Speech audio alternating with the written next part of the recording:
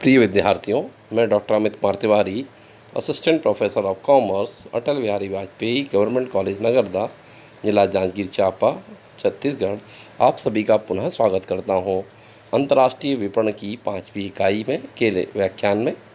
इस व्याख्यान के पूर्व हम पढ़ चुके हैं कि निर्यात नीति किसे कहते हैं, व्यापारिक नीति क्या है, व्यापारिक नीति की अवधारणाएं कितने प्रकार की होती हैं, स्वतंत्रता के पूर्व एवं स्वतंत्रता के पश्चात भारत की विदेशी व्यापार नीति किस प्रकार रही है, निर्यात वित्त की आवश्यकता, निर्यात वित्त क्या महत्व अपन पढ़ चुके हैं। इस व्याख्यान में हम पढ़ेंगे निर्यात व्यापार आरंभ करने के लिए उठाए जाने वाले कदम या चरण। जैसा कि हम सभी जानते हैं कि आज का युग वैश्वीकरण एवं आर्थिक उदारीकरण का युग है। आज सभी राष्ट्रों के व्यावसायिक संगठनों में निर्यात व्यवसाय के प्रति आकर्षण बढ़ता ही जा रहा है। सूचना क्रांति तथा परिवहन के साधनों की प्रगति ने देश विदेश में निर्यात व्यापार को और आसान बना दिया है। आज कोई भी व्यापारी या व्यवसायी वैश्विक आर्थिक, सामाजिक, राजनीतिक, तकनीकी तथा वैधानिक स्थिति का विश्लेषण करते हुए निर्यात व्यापार का कार्य सरलता से कर सकता है। निर्यात व्यापार में फर्म के विकास के व्यापक अवसर प्रदान करता है। निर्यात व्यापार में जोखिम की मात्रा घरेलू व्यापार की तुलना में कहीं अधिक होती है। अतः निर्यात व्यापार में प्रवेश करने के पहले संगठन को आर्थिक, सामाजिक, राजनीतिक, वैधानिक, सांस्कृतिक आदि घटकों का विस्तार से सावधानीपूर्वक विश्लेषण व विचार करना आवश्यक है। इस प्रकार अब हम पढ़ते हैं कि निर्यात व्यापार प्रारंभ करने की प्रक्रिया में उठाए जाने वाले कदम या चरण क्या होंगे। नंबर 1, प्रमुख जानकारियाँ प्राप्त करना। निर्यात व्यापार को आरंभ करने का प्रथम चरण महत्वपूर्ण एवं उपयोगी सूचनाओं की जानकारियाँ प्राप्त करना है। एक निर्यातक को निर्यात का विचार करते समय निम्नांकित सूचनाएं और जानकारियाँ अवश्य ही प्राप्त कर लेनी चाहिए तथा उनका विश्लेषण कर लेना चाहिए। नंबर 1, निर्यात आयात नीति की जानकारी। निर्यात की जाने वाली वस्तु के संबंध में प्रत्येक निर्यातक को सर्वप्रथम यह जानना आवश्यक है कि संबंधित वस्तु के निर्यात पर सरकार द्वारा कोई प्रतिबंध तो नहीं लगा रखा है तथा जिस देश को यह वस्तु निर्यात की जा रही है, क्या उस देश की द्वारा इस वस्तु के आयात पर कोई प्रतिबंध तो नहीं लगा रखा है। यदि ऐसे प्रतिबंध लगाए होंगे तब हमें निर्यात का विचार त्यागना होगा या बदलना होगा। नंबर 2, वैधानिक प्रावधानों की जानकारी। आयात निर्यात नीति के अतिरिक्त विदेशी विनिमय नीति, विदेशी व्यापार एवं विनियोगों के प्रति सरकार की रुख की नीति, व्यापारिक संनियम, सरकारी कर नीति, व्यापार हेतु कानूनी प्रक्रियाएं, सरकारीकरण की नीति, आर्थिक नियोजन एवं आर्थिक नियंत्रण संबंधी नीतियां तथा उन सभी अन्य वैधानिक प्रावधानों की संपूर्ण जानकारी होना चाहिए जो किसी वस्तु के निर्यात को प्रभावित करने की स्थिति में हो। तीसरा बिंदु है बंदरगाह सुविधा की जानकारी। निर्यात व्यापार को आरंभ करने के पहले निर्यात किए जाने वाले तथा आयात किए जाने वाले देश में यातायात के मूल साधन बंदरगाह किस प्रकार के उपलब्ध हैं, यह जानकारी आवश्यक है। क्या वहां पर अंतर्राष्ट्रीय स्तर की समस्त सुविधाएं विद्यमान हैं, कितनी भार क्षमता वाले जहाज़ों को रुकने की व्यवस्था की गई है, क्या बंदरगाह मुक्त व्यापार क्षेत्र में आता है, जहाज़ की मरम्मत की सुविधा उपलब्ध है या नहीं, इत्यादि बिंदुओं पर पहले से ही जानकारी ले लेना चाहिए ताकि आगे जाकर होने वाली कठिनाई से बचा जा सके। अगला बिंदु है यातायात के साधनों की जानकारी। जिस देश से निर्यात किया जा रहा है उस देश में उपलब्ध यातायात के साधनों की जानकारी भी निर्यात व्यापार के पूर्व कर लेना चाहिए ताकि आगे जाकर किसी प्रकार की कठिनाई ना हो। अगली जानकारी है संदेश वाहन के साधनों की जानकारी। निर्यात व्यापार प्रारंभ करने के पूर्व उस देश के संदेश वाहन के साधनों की भी पूर्ण जानकारी कर लेना चाहिए। जिस देश को हम निर्यात करना चाहते हैं उस देश में किस प्रकार डाक तार सेवाएं, टेलीफोन सेवाएं, वायरलेस, फैक्स, ईमेल व अन्य सुविधाएं उपलब्ध हैं, यह हमें पहले से ही जानकारी ले लेना चाहिए। अगली जानकारी है भौगोलिक स्थिति की जानकारी। निर्यात व्यापार करने के पूर्व संबंधित देश की भौगोलिक स्थिति का अध्ययन किया जाना भी आवश्यक होता है। भौगोलिक स्थिति में उस देश की जल सीमा, थल सीमा, नदी, पहाड़, मैदान, जंगल इत्यादि आते हैं और हमें यह देखना होता है कि निर्यातित माल या उसके परिवहन पर भौगोलिक स्थिति कोई प्रतिकूल प्रभाव नहीं डाल रही हो। अगली जानकारी है व्यापार के रीति रिवाज एवं परंपराओं की जानकारी। प्रत्येक देश के व्यवसाय करने के अपनी रीति रिवाज एवं परंपराएं होती हैं, इसलिए निर्यात आरंभ करने के पहले निर्यात किए जाने वाले देश के रीति रिवाज एवं परंपराओं की जानकारी अवश्य ही कर लेना चाहिए। इसी के अध्ययन के उपरांत ही निर्यात का विचार हमें करना चाहिए। अगली जानकारी है मुद्रा विनिमय एवं कार्य प्रणाली की जानकारी। निर्यातक को निर्यात के बदले मिलने वाली विदेशी मुद्रा कौन सी होगी, उसकी विनिमय की प्रक्रिया क्या सरल है या कठिन है, विनिमय दर की स्थिति क्या है, विनिमय दर स्थायित्व की स्थिति क्या है इत्यादि जानकारियों को निर्यात प्रारंभ करने के पूर्व प्राप्त कर लेना चाहिए। अगली जानकारी है बचत एवं उपभोग की प्रवृत्ति की जानकारी। निर्यातक को निर्यातित देश में आय का स्तर, बचत एवं उपभोग की प्रवृत्ति किस प्रकार है, इसकी जानकारी का होना नितांत आवश्यक है। अगली जानकारी है जनसंख्या, शैक्षणिक स्तर एवं जीवन स्तर की जानकारी। निर्यातक को निर्यातित देश की जनसंख्या का शैक्षणिक स्तर एवं उनके जीवन स्तर की जानकारी अवश्य कर लेना चाहिए। यह व्यापार को प्रत्यक्ष रूप से प्रभावित करता है। अगली जानकारी है निर्यातक देश के राजनीतिक तंत्र की जानकारी। निर्यात व्यापार को आरंभ करने के पहले निर्यातक को उस देश में किस पार्टी की सरकार है, क्या सरकार स्थायी है और पार्टी की विचारधारा क्या है, और वह विचारधारा निर्यात व्यापार को किस सीमा तक और कितना प्रभावित करेगा, यह देख लेना बहुत आवश्यक है। साथ ही यह देख लेना भी बहुत आवश्यक है कि निर्यातक देश के उस देश के साथ व्यापारिक संबंध किस प्रकार हैं। यह निर्यात की प्रक्रिया को सरल एवं जटिल बना सकते हैं। अगली जानकारी है विदेशी बाजार में हिस्से का पूर्वानुमान। वर्तमान में देश का व्यापार किस देश के साथ और कितनी मात्रा में हो रहा है और संभावित निर्यातित वस्तु के निर्यात का कितना हिस्सा किस देश के साथ है, इस आधार पर विदेशी बाजार में उसका क्या हिस्सा बढ़ने की संभावना है।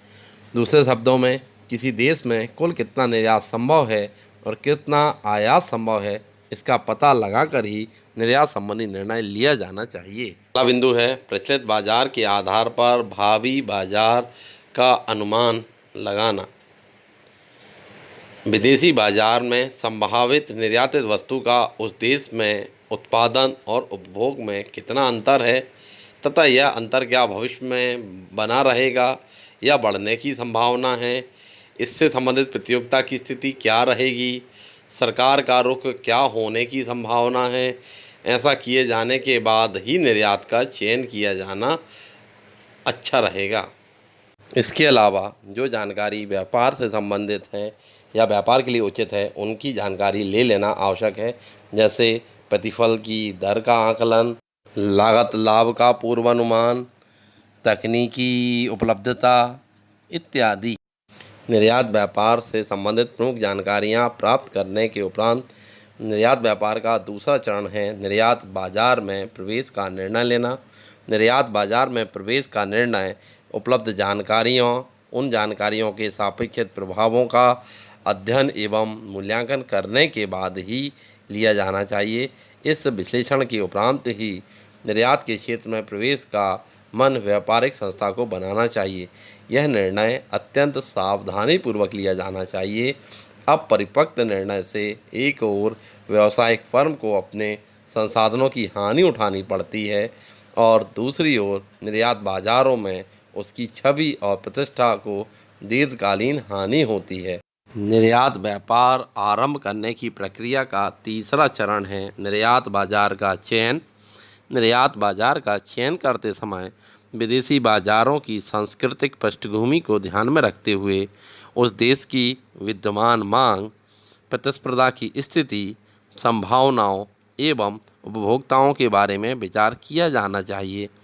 साथ ही विदेशी क्षेत्रों की सामाजिक, आर्थिक, राजनीतिक प्रवृत्तियों का भी गहन विश्लेषण एवं परीक्षण किया जाना आवश्यक है। अतः निर्यात बाजार के चयन का महत्वपूर्ण निर्णय अत्यंत सोच समझकर लिया जाना चाहिए। निर्यात व्यापार आरंभ करने की प्रक्रिया का चौथा चरण है निर्यात बाजार के लिए वस्तु नियोजन। निर्यात बाजार की अपनी विशेष परिस्थितियां एवं वातावरण होता है। अतः निर्यात नीति के अंतर्गत किया जाने वाला वस्तु नियोजन इस प्रकार का होना चाहिए जो निर्यात बाजार की अपेक्षाओं को पूरा कर सके। इसमें उत्पाद का रंग, डिजाइन, पैकिंग, किस्म, वस्तु नियंत्रण आदि निर्यात बाजार के अनुरूप ही होना चाहिए। निर्यात व्यापार आरंभ करने की प्रक्रिया का पांचवा चरण है व्यावसायिक विधि का चयन। निर्यात बाजारों में विपणन की दृष्टि से निर्यातक फर्म को व्यापार की उपयुक्त विधि के बारे में भी निर्णय लेना होता है। इस विधि का फर्म के संपूर्ण संगठन एवं व्यवस्था पर दीर्घकालीन परिणाम उत्पन्न होता है। विक्रय की प्रमुख दो विधियां का वर्णन इस प्रकार है। फर्स्ट विधि है प्रत्यक्ष निर्यात विधि।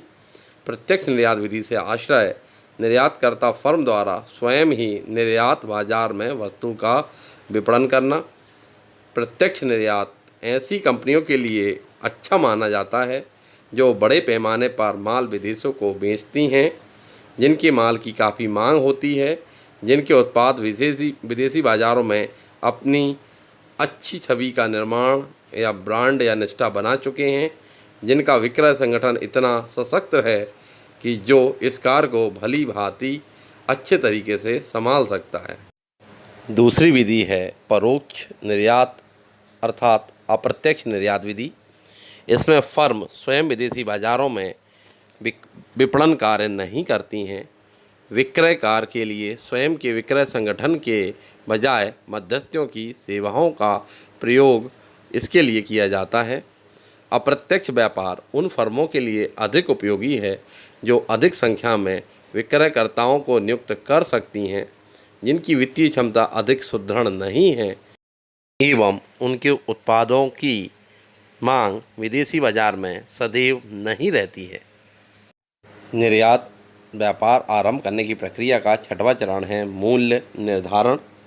विदेशी बाजार में विपणन किए जाने वाली वस्तुओं के मूल्य का निर्धारण करना बड़ा ही जटिल प्रश्न है।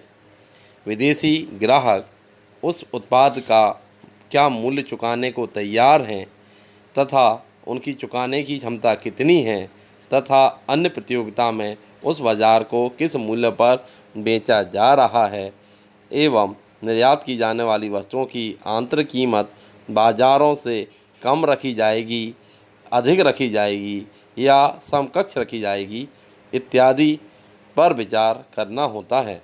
विदेशी बाज़ार में मूल्य निर्धारित करने एवं तय करने में फर्म अपने आप में स्वतंत्र नहीं होती है।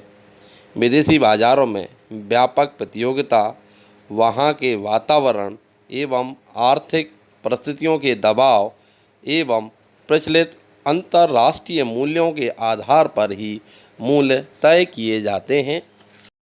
निर्यात व्यापार की प्रक्रिया का अगला चरण है साख नीतियों का निर्धारण। सामान्यतः निर्यात विपणन साख पर ही होता है। यदि किसी संस्था की वित्तीय स्थिति व क्षमता बहुत अच्छी नहीं है, सुदृढ़ नहीं है, तो उसे कड़ी उधार नीति को अपनाना चाहिए, जिससे शीघ्र भुगतान की शर्तों की व्यवस्था होनी चाहिए। उधार नीतियां तभी अच्छी मानी जाती हैं जब फर्म वित्तीय स्थिति सुदृढ़ है, वित्तीय संसाधनों की व्यापकता है और इसी व्यापकता पर इस नीति को अपनाना उचित होता है। निर्यात व्यापार आरंभ करने की प्रक्रिया का अगला चरण है वितरण वाहिका संबंधी निर्णय, अर्थात वितरण माध्यमों का निर्णय।